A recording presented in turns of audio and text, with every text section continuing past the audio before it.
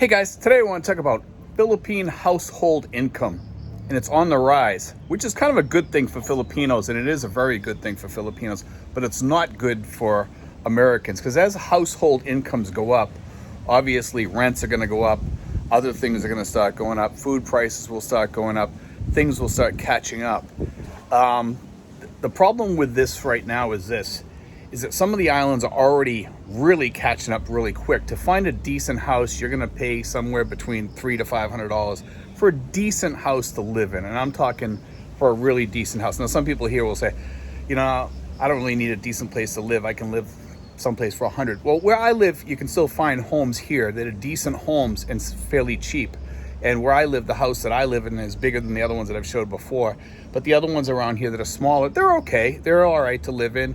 You throw AC in there and stuff like that, you can live fairly cheap in there. But even those eventually are going to start going up. And different areas are starting to catch up because different areas are having either more tourists go in there or people are working hard to make that place produce more or whatever, and incomes are starting to go up. It's starting to change in the Philippines, all over the Philippines. And as people travel, I noticed that they're telling me, hey, Steve, I just actually got this from one of the guys that went south of here. He told me he went south and he said he wanted to come back to Tracy because of the fact that prices were really high down there. And it was, I think it was one of the southern islands, but it's starting to catch up in some of these places that are really popular. And he just went there. He was here living with us for a while. And the other thing is that the Asia Pacific theater is changing, and the Philippines is kind of jumping up there. It's kind of jumping up through the ranks, I think. I see it, I hear it in the news. You see it a lot around here. You can see it with the people. I see people are producing more. They're making more money. I see people even in my neighborhood here. Even in my neighborhood, we have the guy that makes furniture. He's actually doing really, really well with his family. His furniture and stuff is doing excellent around here, and he's making some money. He's making some serious money. But people around here, I see people moving up. They're doing extra jobs on the side. People are looking to get more work done. People are starting to come into the area from poorer areas, and they're making money. They're able to make a lot of money doing different things, whether it be manual labor or maybe they're trained in something to do plumbing or wiring or whatever. These people are starting to get jobs because people that have the money, guess what? They're calling these people and saying, hey, Joe, I need an air conditioner put in. Hey, Joe, I want to put some extra electrical in my house. I need to fix the plumbing. I notice people are starting to upgrade their toilets from the scoop toilets up to the regular toilets in houses more often. They're not putting those in it. That's actually a big sign, believe it or not, is the toilet theory. My theory is if somebody wants to put in a regular toilet, they're more well-to-do than the people that don't have the toilets that don't flush. I notice even across the street here, they're putting in flush toilets. And to some of us, we might not think that's a big deal, but it is a big deal because the cost, usually people won't even spend $20 or $30 or $50 extra to put in a regular flush toilet here. They just won't do it. And you figure when you're building a house, that'll be the first upgrade that you'd want to do is to have a nice toilet, you flush, boom, you're done, and everything's good and okay. But here, they just, I don't know, that 20, 40, 50 bucks, whatever it costs to put in a flush toilet. I'm not sure what the cost difference is. Maybe it's more than that, I'm not sure. I suppose if you get a cheap toilet, you can probably get one for like 20 or 40 bucks. Probably to install the plumbing, it's a little bit more. Maybe it's maybe closer to 60 or 70 in that range to put a toilet in, to replace one of those ones, or just put it in from the beginning. It's worth it to put that in. But over here, there's like this mentality of cheaper is always better. If I can save a few bucks, forget it. I'll put it in cheaper. They're not doing that as much anymore. I notice there's a lot of things going on. I notice restaurants are changing things. I notice they're looking more upscale. Used to be you had this Filipino look. It was not a very nice look. They would do like bamboo restaurants or more street foods. I'm noticing that the restaurants here are more looking upscale. They're looking more like the franchises and stuff like that around. They're a place that you want to go in and you want to sit down in more, and that's kind of cool. Also, one of the things I noticed around lately is this: it's harder and harder to find places where you can get cheaper meals. Okay, there's still cheaper deals out there, and the stores realize that there's people that are looking for deals. I went into KFC the other day. I found a meal where I could get potatoes. It was like a bowl. Potatoes, corn, 2 pieces of chicken, and gravy on it. And it was like 75 pesos. And then I walked by a ramen noodle place. It was like 99 pesos. And then I walked by a rice place where they had rice bowls. They were 99 pesos. There's places that you can still go and get a good cheap meal if that's what you're looking for. They might not be the healthiest meals, but you can still go out and get them. You know, so there's things that are changing here. I do notice there's a lot more things like the Auntie Anne's pretzels out there. I noticed that things are changing in the malls from away from these cheaper places to more Western goods. So definitely things are changing here in the Philippines. The Philippines is changing fast. And in the Asia Pacific area, the middle incomes are growing the fastest. There's people rising up through the ranks of poverty and getting up into those middle incomes more. I'm not sure if it's education. I think part of it might be the fact that Filipinos are going out there and getting educated more. Also, I do think that a lot of the people are pushing and striving to make money. They're learning how to run a business. I see it around here. I see these little businesses that were around here once becoming bigger. You know, some of that has to do, believe it or not, with as in our area, we push these small businesses such as the furniture place around here. We push those businesses to help those businesses because we love those people that run those businesses. They're good people.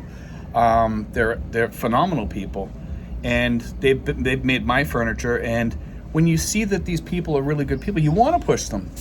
You want to help them become better, and you see their families and you get to know them and love them and stuff. You want to help their families. You know, we have Romnick here, like I said, across the street. I want to see him and his family succeed because they're great, phenomenal people. And when you see people like that, you want to help them. You know, and I think part of the thing is around here, and it's not all just expats pushing these people to make these businesses succeed. I think part of it is also the people themselves. I think Filipinos are really diehard people. They've struggled all their lives, and they get tired of struggling, and sooner or later they just want to succeed. After a while, they do succeed. I see that people look for good prices. Filipinos generally offer good prices here when I look for things, but it also helps them make money. And sometimes I feel bad because the profit rate over here is way less than it is back in the States. I noticed that when you go to buy something here, you go to buy a sofa, and they're not the best sofas in the world. You can get a sofa over here for $200, but they're junk. But for $400, you can get a halfway decent sofa, whereas in the United States, you're going to pay close to $1,000 or more for a halfway decent sofa. Things over here, because of the fact that manual labor is cheaper, I think drives the economy, and a lot of other countries are looking to buy goods, so it's driving this country faster and bringing people up. Now, when we think of middle class back in the United States, we think of somebody that's making probably like closer to like, you know, $6,000 a month or something. You know, one person's making $6,000 a month. That we think of that as middle class. Now in the Philippines, middle class is totally different than that. I'm not sure what the rate is this year for middle class, but it's a whole different ball game than it is back in the U.S. Because over here, middle class is probably closer to like $1,200, $1,400 a month over here. That's probably closer to middle class, or maybe even lower than that. I did a thing on it a long time ago. You can go back and look at it. I'm not quite sure what it was. That was a long time ago that I did that. But when you think about it and you compare the U.S. to here, we're on the other side of the world, and it's really more like a whole new world. It's a whole different planet over here, kind of, because of the fact that when you get here, you see the rent's so cheap over here. You see food prices are different. Food's expensive over here, you know, to go out to eat. I mean, today I went up to Texas Roadhouse again, which is my favorite place. I had to go up there to meet somebody there today, and we were up there for a while, and we used the BFF card. That helps us a lot to save money. And over here, when you shop around, you can still go to decent restaurants and get good deals and stuff like that if you find things, and you can live a cheap life over here. And a lot of people that come over here think that, hey, I can live in the Philippines because everybody else does it, and they're living on $600 a month, and they have this thing in their brain that they can do that too, and you can't. You can't even live close to $600 a month. There's people that do it, but if you watch the way they live, would you want to live like that? And I've said that before.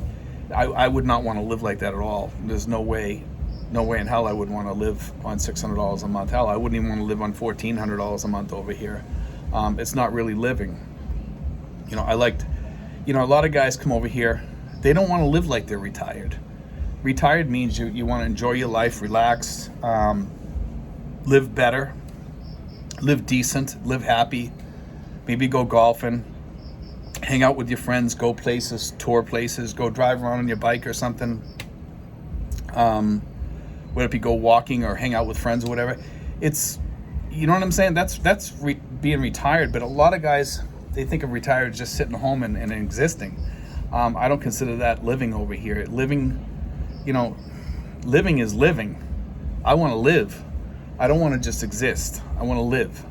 You know, but a lot of guys come over here and they got this thing in their head that for $1,500 a month, I'm going to live excellent over here. You can live good, okay, but you won't live great. If you're living on 1,000, you're back to existing again. But anyway, guys, I want to talk about that today because things are changing in the Philippines. It's a great discussion to have, and you need to really run this through your head when you're getting ready to come over here. That as things grow over here, and things change over here, it's going to cost you more. Things over here are not what they used to be 5 years ago. When I got over here 5 years ago, it was way cheaper. Way cheaper. You could live over here pretty decent and pretty cheap. Now, it's changed. And I think it's going to, in the next 2 to 3 years to 5 years, it's not going to be what it used to be. And you have to remember that for the future, because if you're coming over here now, with the changes that are happening, do you still want to exist over here? Or do you want to live good? You're definitely going to need some more pay. You're not going to live on the low ball budgets anymore. You're going to need $2,000 to $3,000 or better, you know, to live decent over here. And as I've said, that's our place. Our sweet spot budget is that $2,000 to $3,000 area. I still say that that's a good spot to be. 2000s, you still need to save some money for your 70s. You're living okay. In the 3,000, you're living way better. You're living sweeter.